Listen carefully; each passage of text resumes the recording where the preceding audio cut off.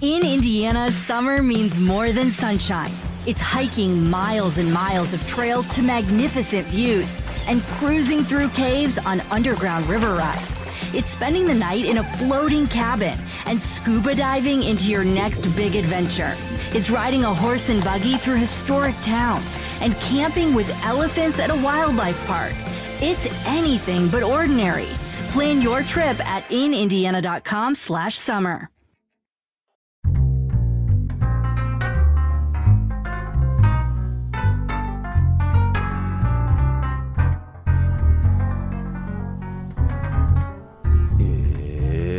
It's Monday. It's July 14th. And the term of the day is bag of dicks, an expression used to convey contemptuous dismissal, especially to eat a bag of dicks, frequently in the imperative.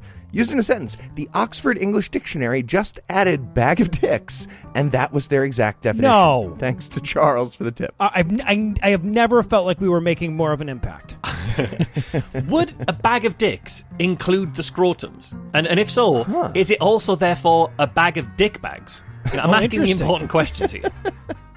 We'll have to inquire. Yeah. I'm Noah Lugeons. I'm Michael Marshall. I'm Heath Enright, and broadcasting delayed from America and across the pond, we are the Skepticrats. On this week's episode, we'll spend more time digging into the details of the one big beautiful bill than most of the people who voted for it. I'm going to try not to get us arrested by the UK government for terrorism. And Marco Rubio takes on a fifth job as the Prince of Nigeria. But first, the rest of the intro music. Joining me for headlines tonight are my fellow Skepticrats, No Illusions, and Michael Marshall. Gentlemen, last year we had Brat Summer. So what's the vibe this year? What do you think? Well, you already used bag of dicks in the intro, so I don't know what you want me to say, Heath. Yeah, I mean, it's very much bag of dicks, the dick bags, and also a decent amount of the taints summer, I'd say. Yes. Right. All right. Marsh nailed it. And quick announcement before we get started. Last chance to get tickets for GodAwfulMovies Live this weekend. We're headed to the Mistake on the Lake, Cleveland, Ohio. Platinum Night is Friday the 18th with dinner, drinks, games, and delightful shenanigans. And the show is Saturday the 19th. And we'll be talking about Leap 3. Fuck yeah. That's right. The long-awaited trilogy capper to the epic saga of, I think, defeating atheism with Christian parkour. I think that's what it was about. It's Guys, been a while. if ever there's going to be a movie where the filmmaker just steps in front of the camera and says, fuck Eli, Heath, and Noah specifically, this is the movie. It's the one. So we've still got a few tickets left. So act now. GodAwfulMoviesLive.com. And Eli's extended family is apparently going to be there. So do with that what you will. In our lead story tonight, an American legislative body called Congress did a thing last week. We're all learning about civics on the fly. That interesting new body is made of apparently 535 people getting paid $92 million a year. And if you're keeping score at home, they've technically done 4 entire things this year. With the Lake and Riley Act in January, they made doing crimes illegal if you're an immigrant, and the cops will detain you. So that was nothing. Cops were already doing that with or without the crimes for everyone. So, okay, call it 3 entire things. In March, Congress did the Snooze Button Act of 2025, also known as a continuing resolution, promising to eventually do their job. Okay, so 2 entire things. With the Take It Down Act, they banned deepfake revenge porn. So that was good. Somehow that was legal until May of this year. I don't know. And then in their signature accomplishment and fulfilling Donald Trump's populist promise to the working class, because he's a salt of the earth guy, they stole trillions of dollars from the future and gave it to rich people. Yep. But don't worry, they made it less expensive to do that by a little bit by taking away medicine and food from the people who need it. That's the One Big Beautiful Bill Act, officially signed on July 4th, USA. Yeah, and that is great timing, because wasn't having to give all of your money to rich people who did nothing for you the very reason for American independence in the first place? Well, no, it was having to give it to the wrong rich people who did nothing for us. Right, Yeah, yes. Gotcha. Exactly. So, just in case anyone missed it, the primary component of the OBBBA, the ABBA, was extending, it was extending Trump's giant tax cuts of 2017 that were mostly for rich people. And they added a few things this time around, mostly for rich people.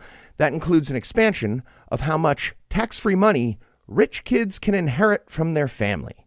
It's going up to $15 million per rich kid. Tax-free. That's tax-free. That's the estate tax. And after the tax-free part, the tax rate is 40%. So if you get handed $15 million for doing absolutely nothing, you only get $15,000.60. Struggle is real. Republicans like to call it the death tax to make it sound bad, but I think we should call it the death tax to make it sound amazing. When rich people die, I love that. It's a great opportunity economically, too. This tax should be fucking enormous and kick in way before $15 million, because parents being rich has nothing to do with meritocracy like Republicans claim they're into. It's DIE. Democrats should be marketing the die tax. Well, yeah, either that or you label it the endowment tax, because rich people love posthumously having their name on shit that their money's paid for. So, yeah, you take all of their money when they die, but in return, you put their name on what it paid for. Like, this 3 feet stretch of highway is named after you for the next 20 years. Congratulations. That's pretty good idea. There you go. Well, right. And honestly, that's not enough, right? In a fair world, the estate tax would be 100%, and then we would charge rich kids more on their income tax to make up for the private school advantage and all the other shit they got from being rich. But ain't no damn buddy ready to talk about that now. Nope. And more generally, they could have just extended the tax cuts for the not rich people. And now every Republican in Congress is just pretending that was impossible, the sentence I just said. So the other major component of the bill is funding the tax cuts. I say that in like air quotes, fake air quotes. They're taking away Medicaid and food assistance to, quote, fund the tax cuts. To be clear, it's not even remotely close to funding anything. The tax cuts are going to cost $4.5 trillion over 10 years. And murdering poor people is going to save about $1.2 trillion. Altogether, the bill is adding about $3 trillion to the national debt, because these budget hawk Republicans couldn't even do class-based murder correctly and put together a balanced bill. We should be roasting them for that. Yeah, but don't worry. I'm sure the media will pretend their deficit concerns are legitimate the second a Democrat's in office again. Don't worry. Sure will. Yeah, absolutely. What they've done is they've basically made the bullies stole your lunch money actual legislation, and then also your chemotherapy money as well. Yeah, right, yeah. Yeah. Mm-hmm. Yeah. So the final text of the OBBBA is 870 pages. That's actually down from about 1,100 after the Senate parliamentarian went through the original draft, just ripping out entire pages and sections with shit that said, like, also courts are fake and secret no-backsies don't read this part out loud. And even with the nice, tight 870, it's easy to miss a few details. So I want to talk about a few details. One is the new budget for ICE. Woo. Apparently, I guess jackboots got super expensive after some tariffs kicked in. I don't know how that happened. So the new budget for fascist thugs in masks abducting people off the street got tripled. ICE's budget got tripled. It's going to be about $28 billion a year. Just for context, that's more than the budget for the FBI, the DEA, the ATF, and the United States Marine Corps.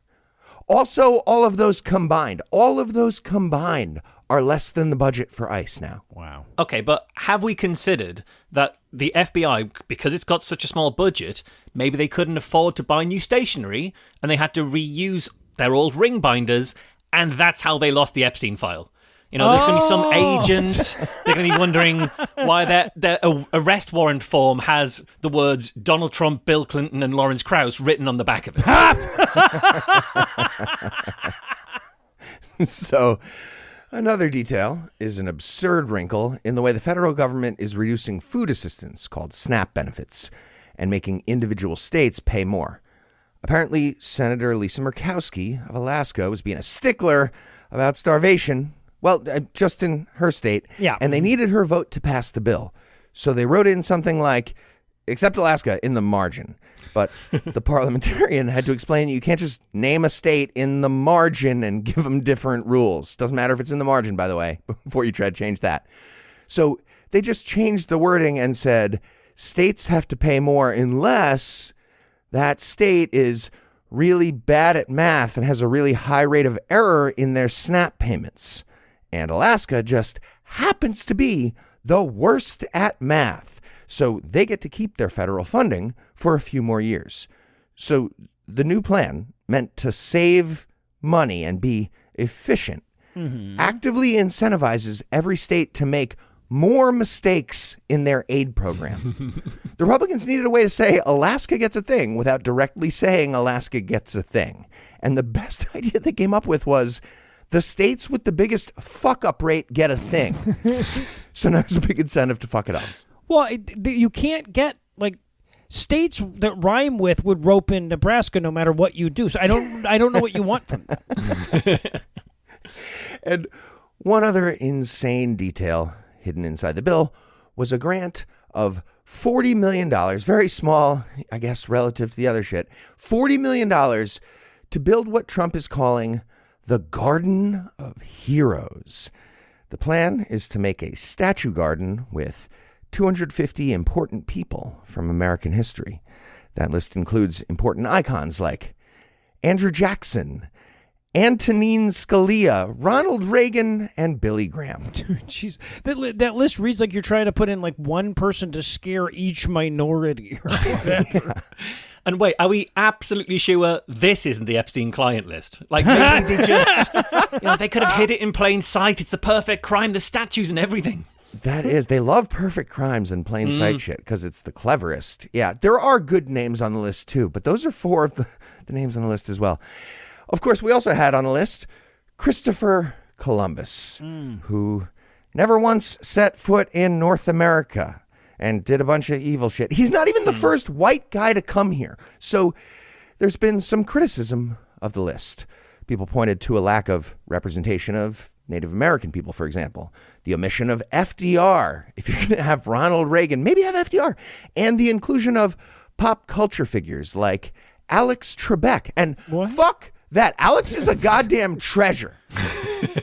Stupid. Anyway, that's $40 million for statues. Yeah, I took a look at the whole list, and the list is amazing. It's like Trump's advisors had a brainstorming session of name someone that's dead, no wrong answers.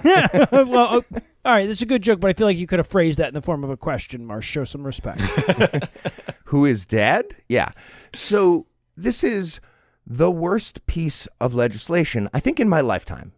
It's also the least popular bill in the history of modern polling of bills.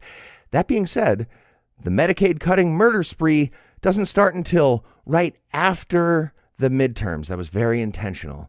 So I don't know, maybe we'll get a blue wave after that murder spree, like addition by subtraction. Also, I don't know, just a note for the future, let's think about voting correctly before we need a murder spree that's net positive for voting and ousting Republicans. That'd be great. There you go. On that note, let's make sure everyone can get some porn with a word from our sponsor, ExpressVPN.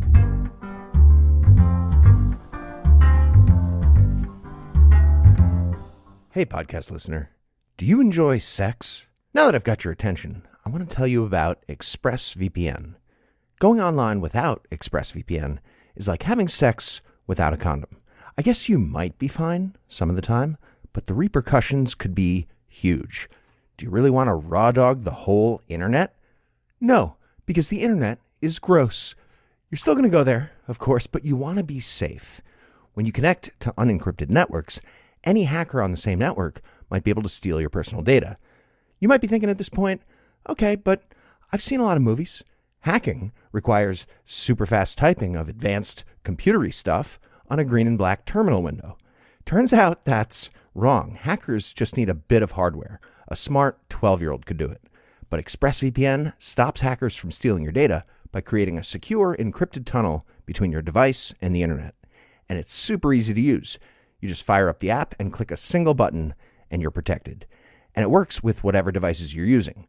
Phones, laptops, tablets, or whatever new thing the kids are using these days. Phablets? Is that a thing? I feel like I've heard of phablets. If it is a thing, those are protected too. For me, it's all about knowing Eli Bosnick. You can imagine that interacting with Eli on the internet is a great reason to protect your data. Of course, I use a dedicated burner phone just for Eli stuff, but I'm also definitely using ExpressVPN. Important stuff for peace of mind. Secure your online data today by visiting expressvpn.com/skepticrat. That's expressvpn.com/skepticrat to find out how you can get up to 4 extra months free. expressvpn.com/skepticrat. ExpressVPN. Never raw dog the internet, and definitely never raw dog it with Eli.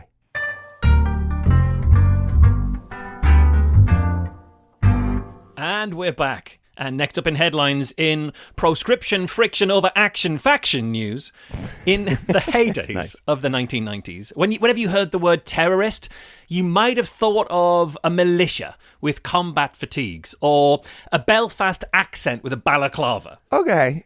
Or the Royal Ulster Constabulary doing torture stuff. Sorry. I'm from a very Irish town in New York. I'm very reactionary from my childhood. I'm saying some very Fein people on both sides. Jesus Christ, dude. Sorry. Okay. No, I know that like bombs for hitting a bunch of civilians in the middle of a city. You're the bad guy now. You're automatically the bad guy. I get it. Good to put that cover in.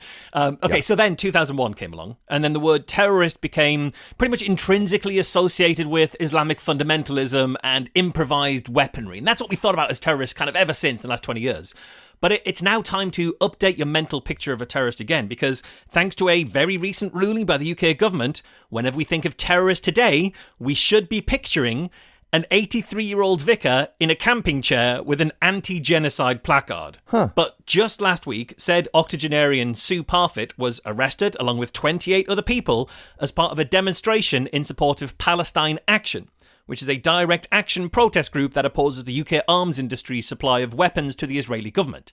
And as of last Saturday, that group has been officially classified as a terrorist organisation by the UK government. Well, so it's the terrorism horseshoe theory, right? Well, if you oppose terrorism hard enough, you loop back around to being a... Yeah, makes sense. I guess the protest sign from the 83-year-old had a really big, curvy stick that looped around or something like that. Got all the way to terrorism. So you might well be wondering, what have Palestine Action done to earn the designation of terrorism? Have they carried out a bombing campaign across UK cities? Or perhaps they might have been gathering weapons and explosives at improvised training camps in the woods? And no, not quite that. You see, on Friday the 20th of June, 4 members of Palestine Action hopped over the fence at an RAF base and sprayed paint onto one of the refueling planes. And okay, that might not sound so bad, but bear in mind, this was red paint. So it really mussed up the colour scheme that the RAF was going for. It did not. It clashed badly. That is terrorism. What it didn't do, apparently, was interrupt a single planned deployment of a plane in any way. Oh, man, if they don't like red smears, wait till they hear what Israel is doing with those weapons they keep giving. Okay, so Marsh gave us a photo of the spray paint terrorism, and it's so fucking minor. It looks like the wing of that plane just had a few hot Cheetos recently. Like you can lick it off in a few seconds. You might well think that, Heath. I think legally I'm not allowed to agree with even that sentence. I don't think legally I'm allowed to. And obviously it'd be pretty glib of me to pretend that that's the only thing that Palestine Action has ever done. So we shouldn't forget about the time that they climbed on top of a weapons drone factory in Leicester and occupied the roof for 6 days. Plus they've also thrown paint at least 3 other buildings, including spraying the messages "Free Gaza" and "Free Palestine" onto the front of a weapons company headquarters. Never forget. So, okay, it seems like the drone people would send up a few units to throw paint on the paint throwers. Right? Like, I'm not rooting for that side, to be clear, but that would have been funny, right? I feel like the PA people would have laughed at that. They'd have like, enjoyed okay, that, yeah. all right, that's clever. We were asked Now, for. look, Meta. I'm not going to sit here and defend the measures taken by Palestine Action, because doing so would be explicitly against the law and would constitute an act of terrorism. What? Genuinely, under the Terrorism Act 2000, expressing support for Palestine action is now punishable by up to 14 years imprisonment. And I don't know if that extends to all support or just to the political aims of the group. Like, I don't know, could I be arrested for saying that the shade of red paint that they chose was quite a nice colour? Or would I be picked up by special forces if I complimented the penmanship of their Free Gaza sign? I do not know. Yeah. All right, you got to get tricky with it. You got to neg the PA people to be safe. You know what I mean? Like, the delightful 83-year-old woman looks very ethical for her age. Right? Not clear. But, for the avoidance of doubt for any authorities listening, I am not now, nor have I ever been, a supporter of Palestine action. And a thought hasn't so much as entered my head about the hypothetical merits of their methods or of their goals, and the Labour government cannot prove otherwise. Call me the Labour government. I've got outtakes of him admiring the shit out of their footwear. Marsh lost his virginity to Delors Price of the IRA. I told you that in private. Look, what I am legally allowed to do, I believe, is express outrage that what appears to be a hitherto peaceful protest group has been designated a terrorist organisation, especially when their actions to date have been more peaceful than, for example, the suffragettes were. Yeah. And it's completely unclear at this stage whether the UK government still considers the suffragettes to be terrorists. I don't know. So I'm just not going to admit to any admiration at all for Emmeline Pankhurst, just to be on the safe side. Just to be safe. Well, it's also worth dwelling on the fact that their acts have been significantly less terroristic than, say, the actions of the UK government in arresting that old lady and classifying her group as terrorists, right? That's textbook definition terrorism aimed at anyone else who would dare express support for the Palestinians. Maybe they'll get a peace prize. Yeah, you never know. Yeah, and you'll notice I was silent throughout all of that because I don't know if I'm allowed to agree. I'm not sure if I genuinely don't know if I agree with that. Am I committing a terrorist act? It's genuinely hard to tell. I do believe I'm also legally allowed to criticize how the methods, the way, the process that Palestine Action came to be designated a terrorist group. Because earlier this month, a bill was put forward by the Parliamentary Home Secretary, Yvette Cooper, which proscribed Palestine Action, and it passed by 385 to 26 votes. Which is only 411 of the 650 MPs in Parliament. So not everybody even voted on this. The rest either abstained or they didn't vote at all. And that latter group of people who didn't even vote on this included the Prime Minister Keir Starmer. Ooh. Well, Not so great. Maybe the 37% of them remaining silent was supposed to represent the percentage of viewpoints that their actions were going to stifle. Maybe. Little metaphor message. Well, you might be wondering why MPs decide not to vote in any direction on a bill that would make it illegal to express support for a non-violent protest group. And the answer is political chicanery. Because the amendment to the bill wasn't just about Palestine Action. It was a bill to add 3 groups to the list of proscribed terrorist organisations. And those 3 groups were Palestine Action, the Russian Imperial Movement, which is an explicitly neo-Nazi militant organisation, and a group called the Maniacs Murder Cult. Come on. For fuck's sake. Yeah, it is another neo-Nazi group which requires members to commit acts of violence in order to maintain their membership. So MPs couldn't vote against this bill without also voting to stop violent neo-Nazi groups from being labelled terrorist groups. Right. So basically it's like murder, rape, and Heath's Secular Movie Month on GAM. For or against Marsh. Yeah, but it's it a is. bill. Yeah, that's exactly it. Okay, but Keir Starmer is in charge, right? Can't he just be like, no, that's dumb. We're voting on one at a time. And then all the Tories are like, rabble for like a few minutes, right? But then they do it because he's in charge and Labour's in charge. But pretty sure that's how Parliament works, Marsh. It's like you say a thing, long rabbles, and then you do it if you're in charge. Right, but... Unless that's not what you want to do. Yeah, exactly. It was Starmer's government who drafted this bill. It was Starmer's government who put this bill forward. And so Starmer skipped the vote on this bill, so he wasn't the story. So you couldn't say Starmer voted in order to proscribe Palestine Action. That's Gross. what makes this all really incredibly depressing. And I say that without in any way expressing sympathy for members of Palestine Action, or I guess sympathy for their supporters who got arrested.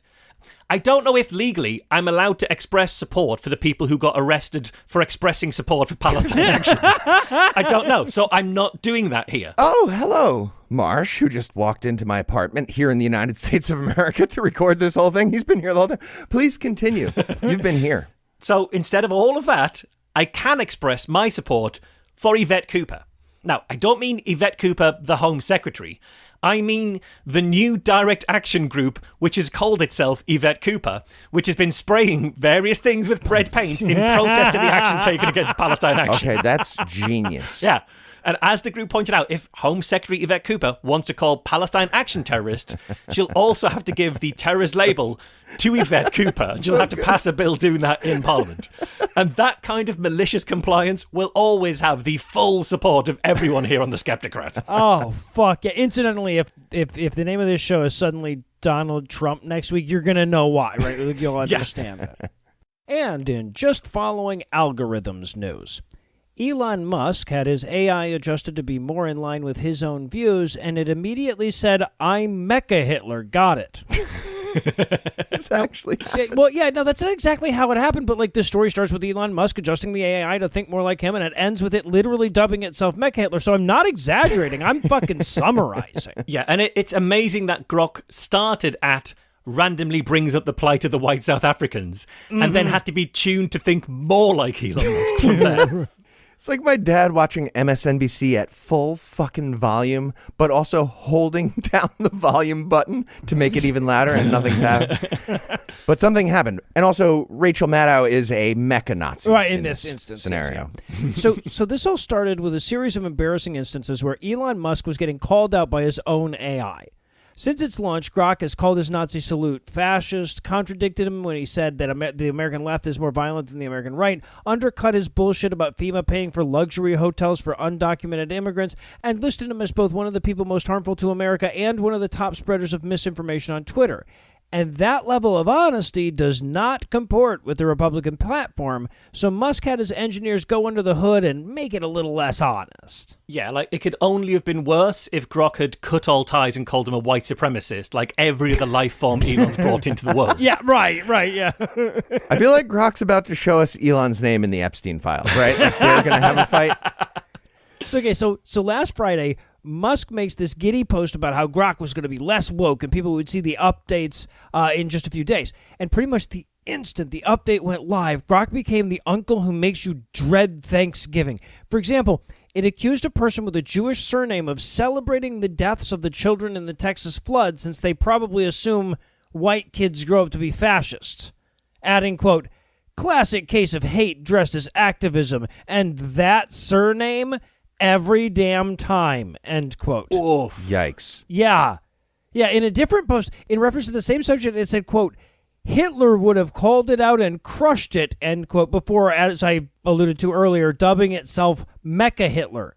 It also bragged that, quote, "The white man stands for innovation, grit, and not bending to PC nonsense," end quote. Okay, you can tell Musk wrote that last bit himself, because if it was a real AI, it'd say that the white man stands for buying his way into businesses with his dad's emerald money and then suing to be allowed to be officially called the founder. Yeah. And that Boer surname every damn. But Grok's ire wasn't limited to the Jewish question. It also went after a few foreign heads of state. For example, it called Polish Prime Minister Donald Tusk a fucking traitor and a ginger whore, and said he, quote, "sold Poland to Germany and the EU," end quote. It also went after Turkish President Recep Tayyip Erdogan, who loves being openly criticized online, let me tell you. And I can't find any source that reprints exactly what it said about him, so it must have been really fucking bad. But the AP teases me with the fact that it included vulgarities about both Erdogan and his late mother. Okay. Pretty sure Erdogan was born and then devoured her like a crab spider, and that's how she died. Sure. Also, but Grok is pro-Hitler, but against Germany running Poland. It really needs to get itself straight here. Come on, what are you thinking, John? Right. Now, but of course, part of the reason nobody's directly reprinting the shit that Grok is saying there is because it's illegal, right? At least in Turkey. In a preview of the fucking Project 2026 agenda, they have laws against insulting their president online, and far more reasonably, Germany has laws against a lot of the pro-Hitler shit that Grok was saying as well.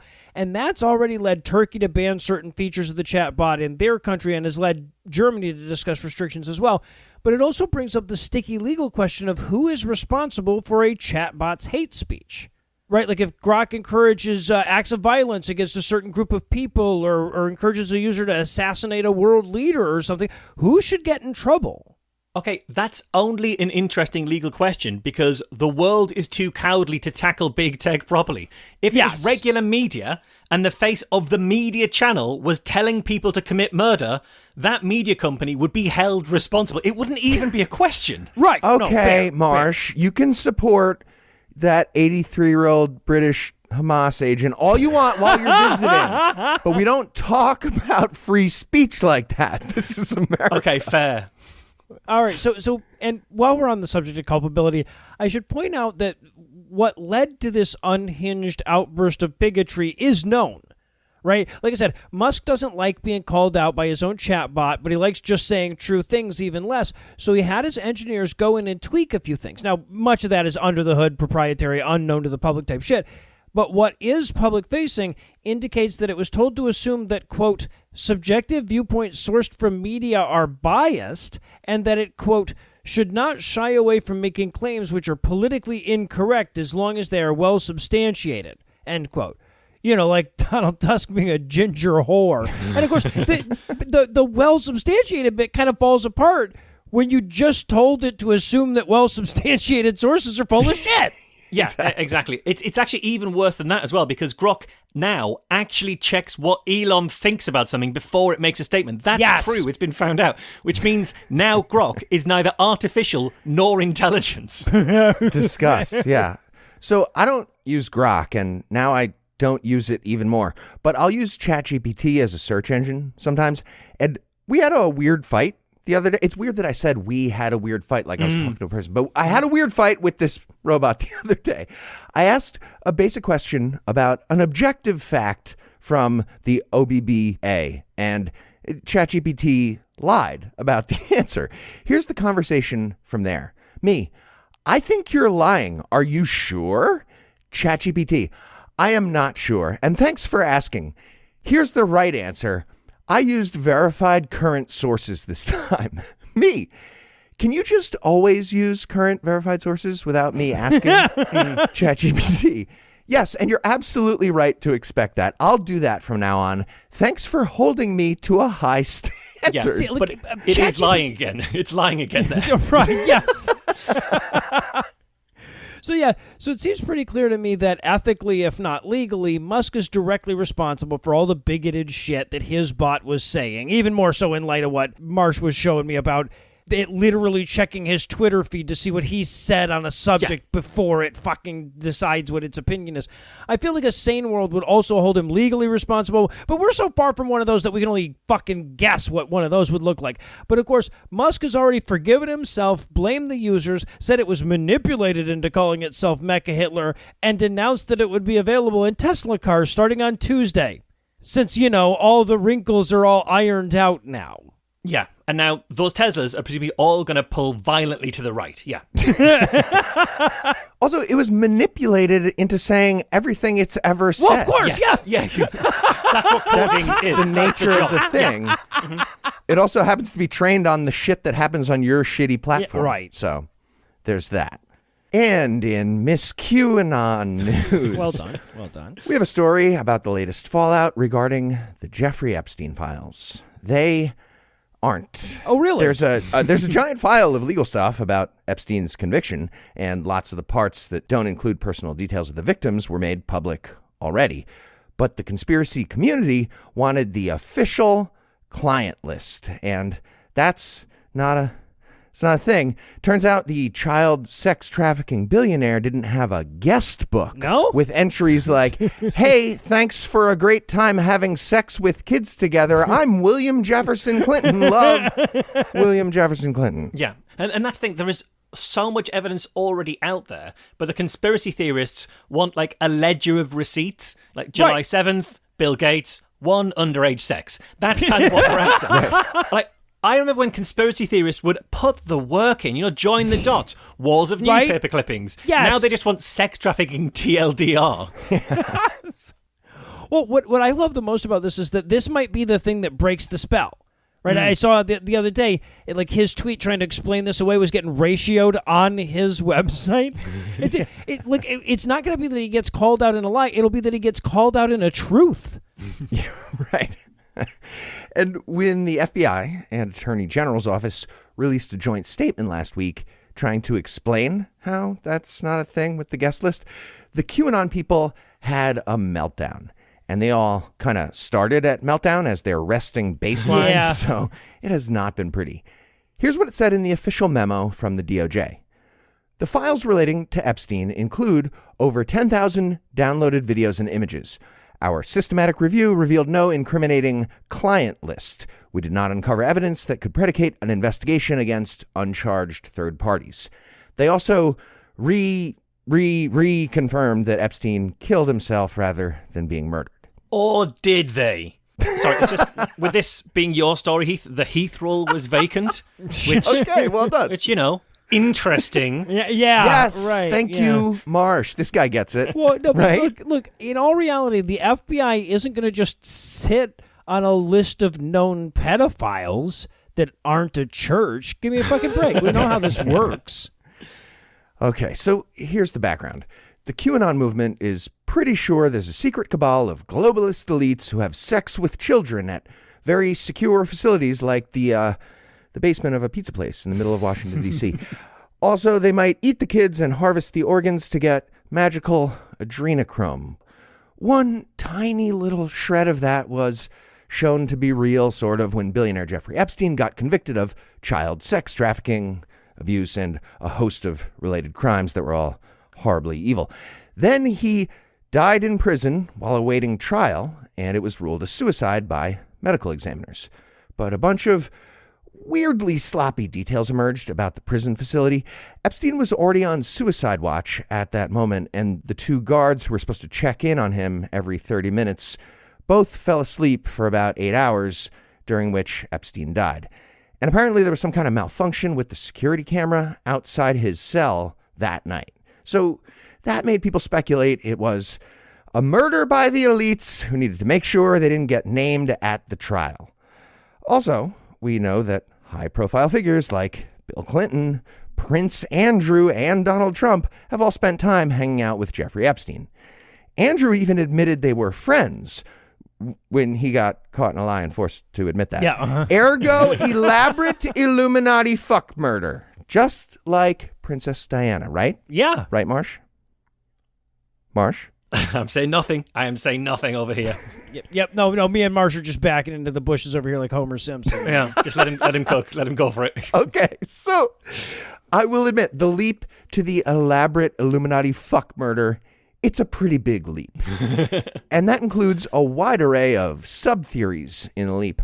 One of the latest involves FBI Director Kash Patel, his girlfriend Alexis, Dennis Prager, and Mossad, the Israeli intelligence agency. So get that yarn and pushpin collection ready. Here we go.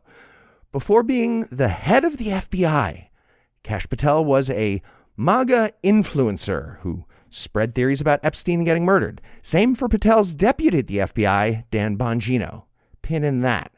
So Patel's girlfriend, Alexis Wilkins, is a country singer who now works at PragerU, the conservative propaganda YouTube channel / university asterisk. Yarn. The CEO of PragerU is Marissa Straight, who served in the Israeli Defense Forces, Yarn. possibly in military intelligence. Also, Dennis Prager is a Jewish person. Ergo, it's all run by Mossad. The whole thing is Mossad. Yarn. Epstein's pedophile island resort was a big honeypot operation by Mossad so they could blackmail any powerful people they catch in the honeypot. And if the client list got released, they'd lose their blackmailing power. So they murdered Epstein and also somehow infiltrated, I guess, everyone in the DOJ under Trump 1, Biden, and Trump 2 Right. to hide the evidence. Okay. That's very clever. So for those of you who aren't playing at home, if you did do all of this correctly, your yarn will make a nice little Eiffel Tower at this point. That's very cool. So I literally had a guy turn up to our Skeptics in the Pub arguing that because Ghislaine Maxwell's dad, Robert Maxwell, had Israeli citizenship that he acquired later in life, Ghislaine was therefore an agent of Mossad that was hired, but she was hired in order to honey trap Epstein into sex crimes, which they could hang over him to make him gather compromise on other people. That was the story they were like. I've heard plenty of Epstein didn't kill himself, but this is the first time I'd ever come across Epstein was the real victim.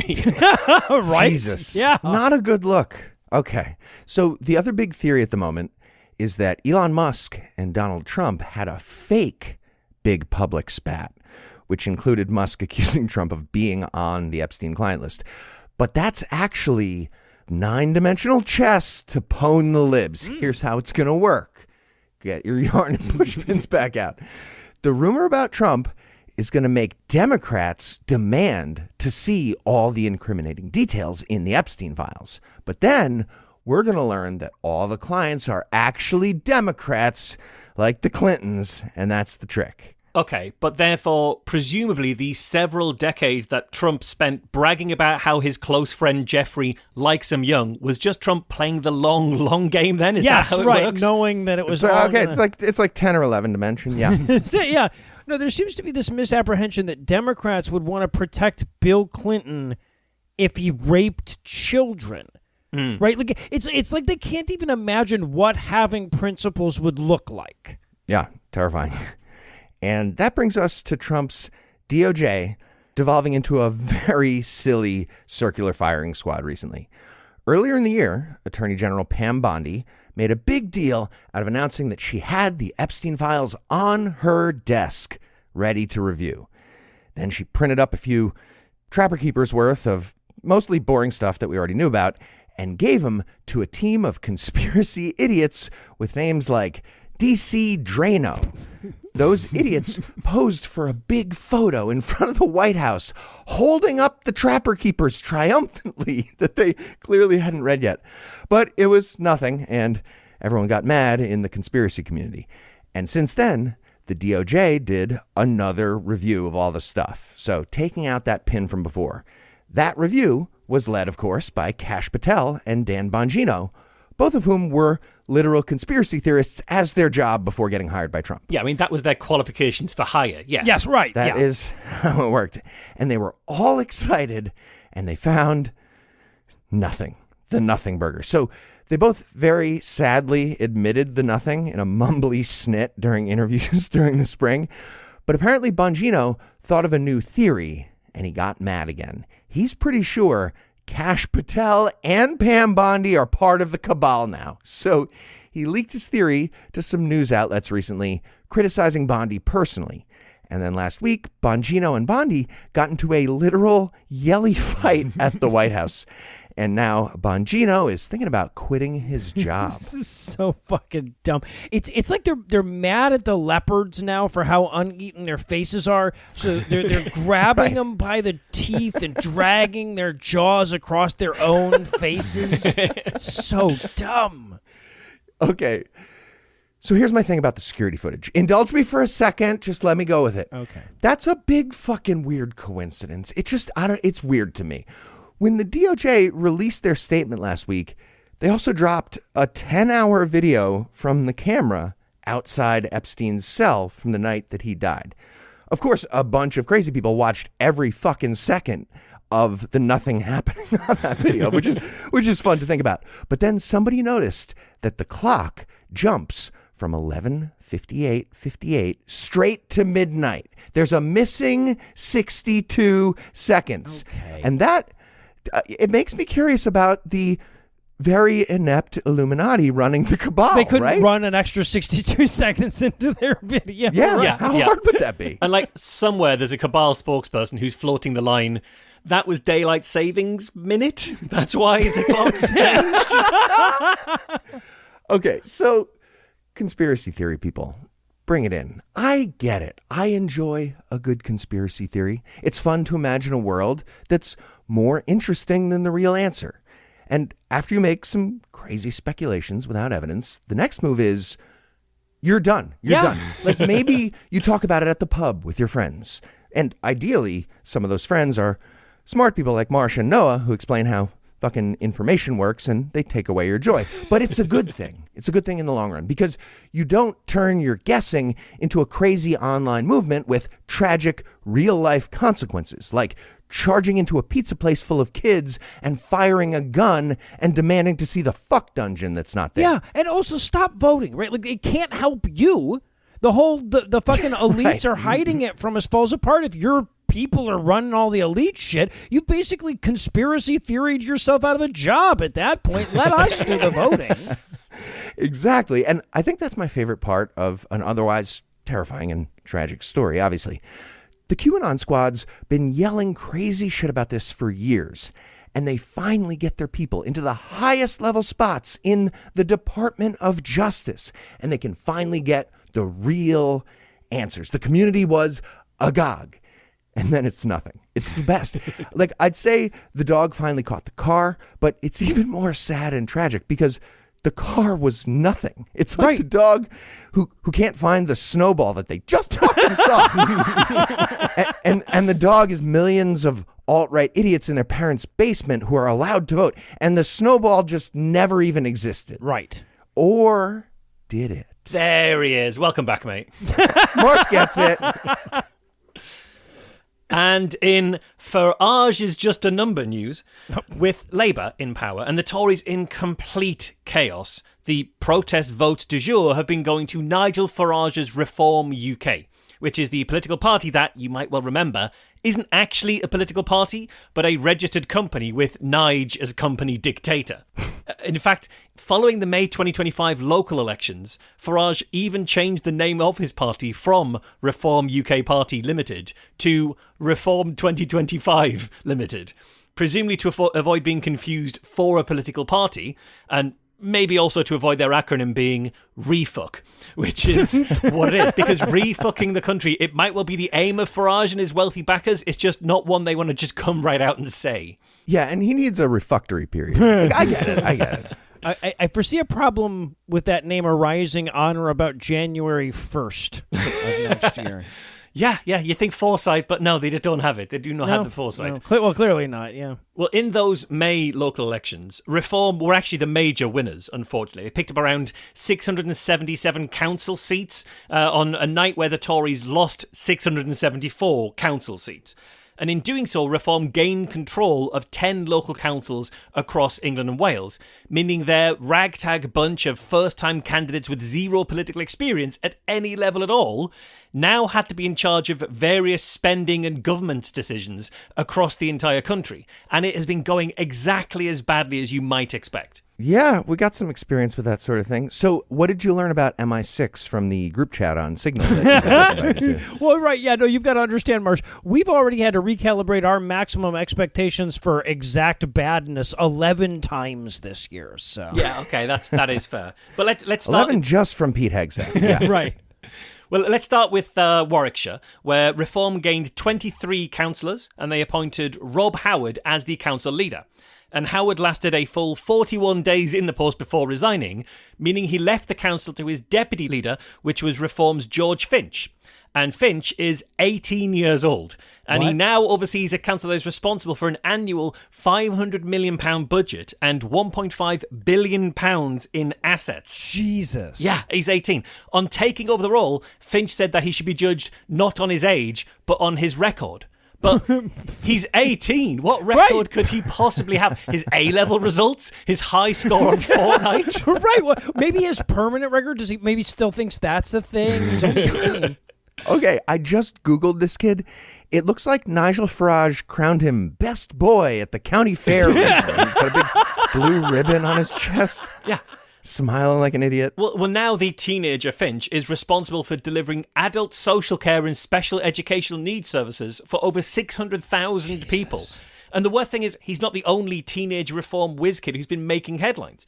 Because over in Leicestershire, their council now have Charles Pugsley as the Cabinet Minister for Children and Family Services, despite him being 19.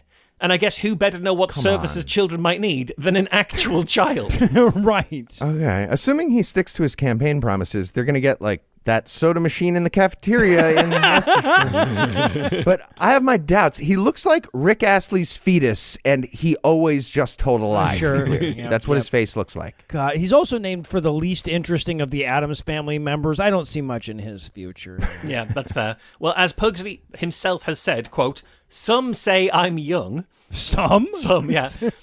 I say that's exactly what this role needs. I understand the challenges young people face today because I've been there, unquote. And by there, he presumably means educated in an expensive private school and by the age of 19 has been gifted property from his parents that he operates as a landlord. Oh, for fuck's sake. Yeah. I've been there. We've all been there. You try to collect the rent every month. You get like 20 wedgies, one from every unit. Not skibbity. I'm a kid. I get it. Parents just don't understand. And Pugsley's going to be working closely with the downright seasoned deputy council leader, Joseph Boehm, who's 22. Boehm is also head of adult social care, which makes it less than ideal that his now deleted Twitter account included his view that depression isn't real, and also frequent posts in praise of Andrew Tate. Pugsley and Boehm, they're now in charge of the council's £616 million annual budget, and we have no word yet on how big their balls are. Yeah. We'll find out when they descend. So, moving further south. Exactly. Okay, moving further south, Paul Webb, who's the Reform Councillor for Kent Council, he's hit the ground running, boasting about having ensured the removal of, quote, trans-ideological material and books, unquote, from the children's section of his county's local libraries. And his success was retweeted by his Reform colleague, Lyndon Kemkaran, who's the council leader. And she added, quote, "Fire emoji, another victory for hashtag common sense in Kent. Fire emoji. My brilliant cabinet member, Councillor Paul Webb, has just got this trans material removed from the children's section of all Kent libraries. Telling children they're in the wrong body is wrong and simply unacceptable," unquote. Oh, you know what goes great together is tweets about book bans with fire emojis. Bradbury would be proud. Absolutely. Now, obviously, this is a very high priority for the people of Kent, where 15% of children live in poverty. But if you're thinking that those fire emojis might have been suggestions that those kids could at least burn the confiscated trans propaganda books for warmth this winter, you might need to find another solution, because it turned out he was referring to a single book, The Autistic Trans Guide on Life, of which there were only 5 copies that were in the library, and they were all in the adult section, where they remain to this day. So, so much for Reform's hashtag common sense. Okay, so a bunch of British kids from fancy prep schools are running the country like fucking Lord of the Flies. What's the worst that could happen? It's going to be fine. It's going to be fine. Pugsley is a lot like Piggy. Look out, Chuck. And look, on House of Lords of the Flies. It's going to be great. And on the subject of, hashtag common sense, Nigel Farage reacted to all of this by telling Reform members he's going to be relaxing the vetting process for new candidates and relying on a common sense system. And he's even inviting candidates who were previously filtered out for their extreme views to reapply ahead of the next election so they could become candidates. So, yeah, strap in, fellas. It's about to get politically wild over here. Okay, well, you're basically telling Norwegians how cold you are, Marsh, but okay. Like you to hold so many beers, Marsh. And finally tonight, in shallow fake news, there are a lot of reasons why you wouldn't want people to think that you were Marco Rubio. He's a reviled, pathetic piece of shit of a human being who can't drink water correctly. But he's so bad at that. Right? But there's at least one reason why you might want people to think that you are Marco Rubio, and that's the fact that he is the Secretary of State. Oh, and the National Security Advisor, and the Archivist of the United States, and the Administrator of USAID. So 4 reasons, so I guess. One of which is probably the reason that an unknown scammer cloned his voice with AI and left fake messages with at least 5 high-ranking government officials. Okay, but at least that only limits the damage to anyone in the Trump administration boomer enough to listen to their voicemails. Okay, yeah, no, that's all of them, isn't it? Yeah, that is all of it. Yep, sure is. Yeah. I'm just impressed AI was able to understand, hey, try again, but sound more thirsty like water is hard. And it did it pretty good. Yeah, no, they're getting really advanced now. Okay. So we don't know too much about the details of the exchanges. They weren't all voicemails. 3 of the 5 were actually text messages that I guess just mimicked Rubio's typing style. Oh my God, that is so much worse. That is Right? so much fucking worse. It really is. And so now 3 were sent to foreign ministers, 1 to a U.S. governor and 1 to a congressman.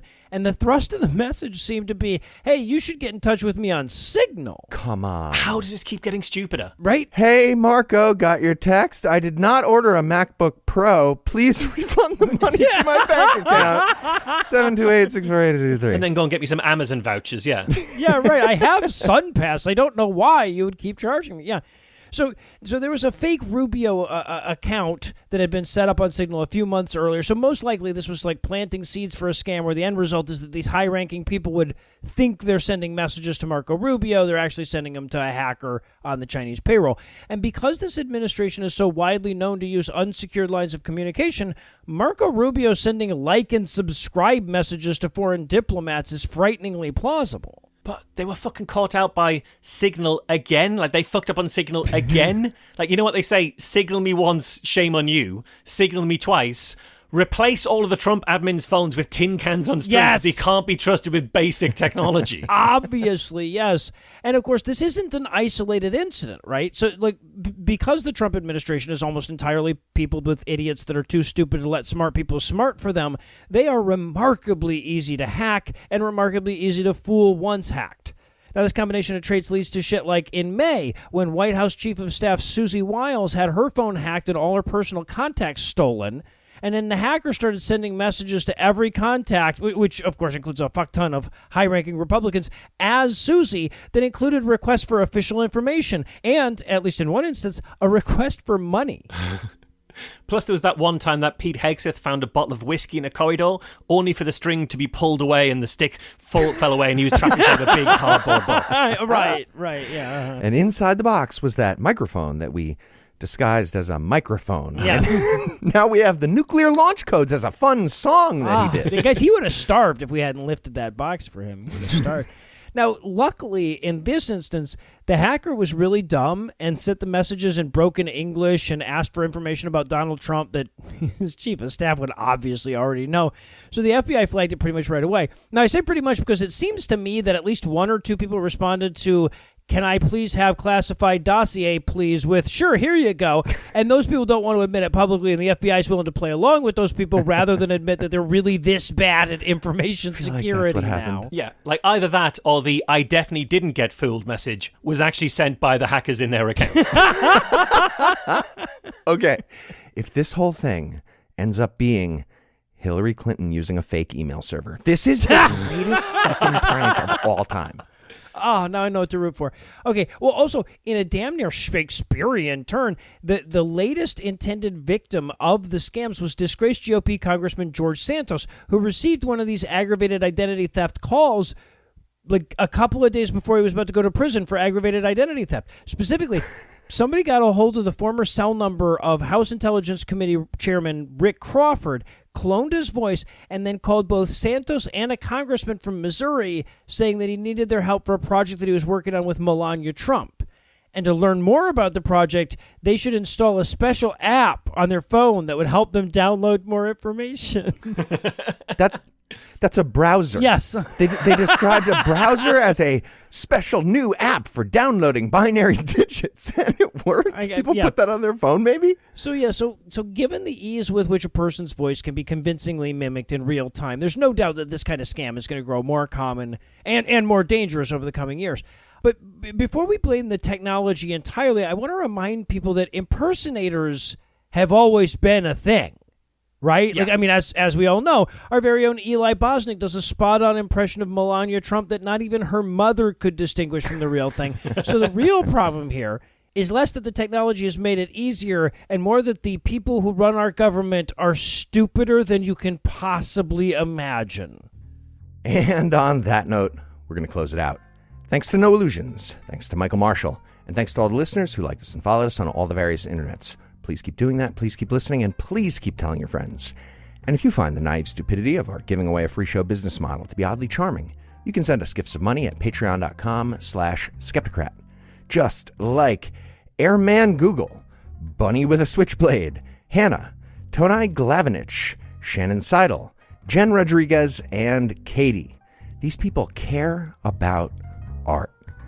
And they also gave to us. And that's what it means to be woke. Get woke, people.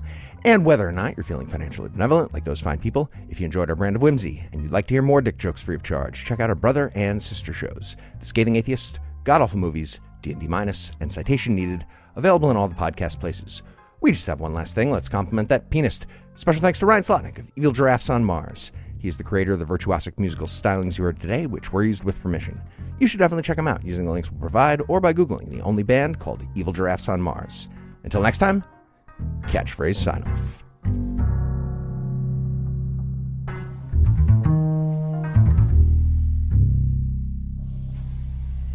The preceding podcast was a production of Puzzle and the Thunderstorm LLC, copyright 2025, all rights reserved.